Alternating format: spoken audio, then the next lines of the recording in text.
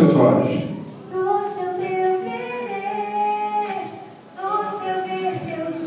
Aleluia. Preste atenção.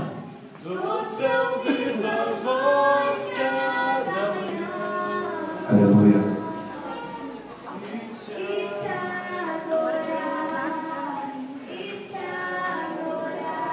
Esse é o momento make-off da peça, né? Make-off não, né? É filmagem. Você, é o momento make-off. Você é profeta de Deus, ele é profeta. Toda a igreja toda junta louve. Make-off. Irmão João, isso aí, irmão João. Parabéns. Aleluia. Deixa o Espírito Santo falar com você. Pode ser, irmão. Diga para ele te adorar. Diga para ele te adorar. De reflexão. Diga para ele, declare para ele por que você está aqui.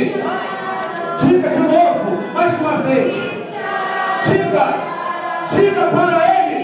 A irmã cantinha na mão. Por essas portas. Por que você é vivo? Por que você respira? Diga para ele. Aleluia.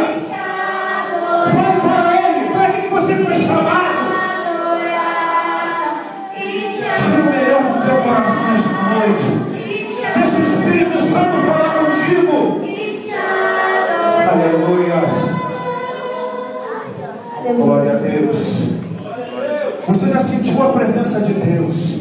O Espírito Santo já falou contigo. Agora você vai se sentar nesta cadeira e você vai ver o mover de Deus que vai acontecer aqui neste local.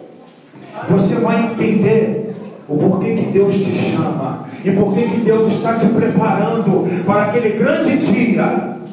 Amém, igreja? Amém. Aleluia, igreja. Glória a Deus, igreja. Aleluia. Então deixa Deus falar contigo.